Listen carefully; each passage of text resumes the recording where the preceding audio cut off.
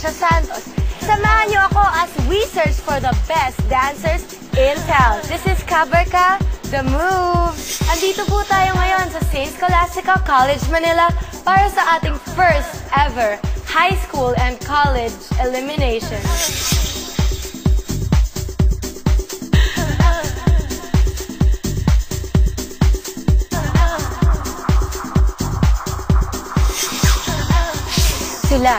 Sila ang ating mga judges na magde-determine kung sino sa ating mga kabarkada ang mag-move on sa high school and college dance-off.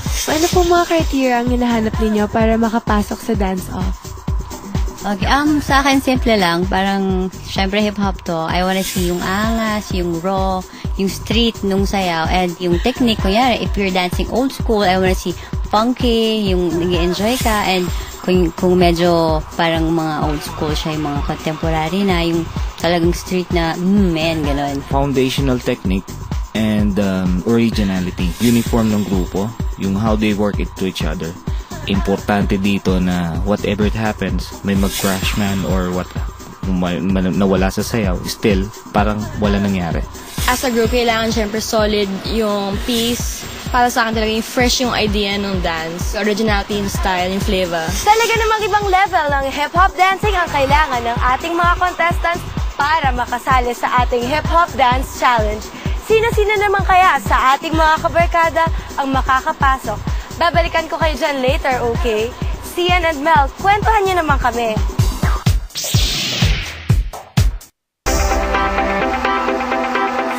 Bukod sa St. Scholastica's College, Manila, nagpakitang gilas din ang ilan sa mga kabarkadas natin na nag-audition sa The College of the Holy Spirit and SM Skydo. Can you show us your favorite dance move?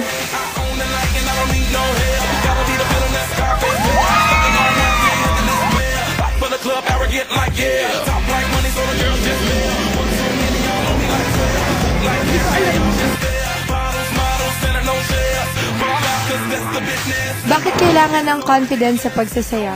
Kasi para sa akin, pag confident ka, dun lumalabas yung galing mo sa pagsayaw. With confidence, we become ourselves. Parang, like, ikaw lang, sarili mo. So, lumalabas yung true personality mo, lumalabas yung totoong attitude mo. At dahil confident ka, mas nadadala mo yung tao kasi nga nakikilala ka nila through dancing. Confidence for us, it helps us to have one move, one heart, one passion, one goal. When all else fails, confidence won't. Kasi kapag nagsasayaw ka, pag nakalimutan mo yung steps, pag may confidence ka, hindi mapapansin yun ng audience. Kailangan ng confidence, especially for us girls, kasi parang yun lang yung weapon namin para ma-perform yung 100% namin kayang gawin.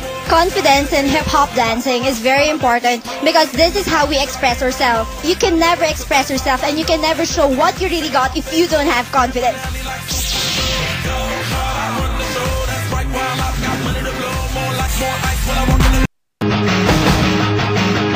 Ang dami na nating mga kabarkadang nakapasok sa dance-off.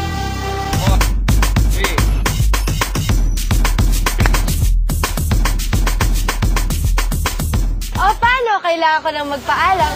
Muli, ako ang inyong dancing kabarkada on the street, Trisha Santos. Till next time! Brian Baez Catering, Asian Twist Fusion Restaurant,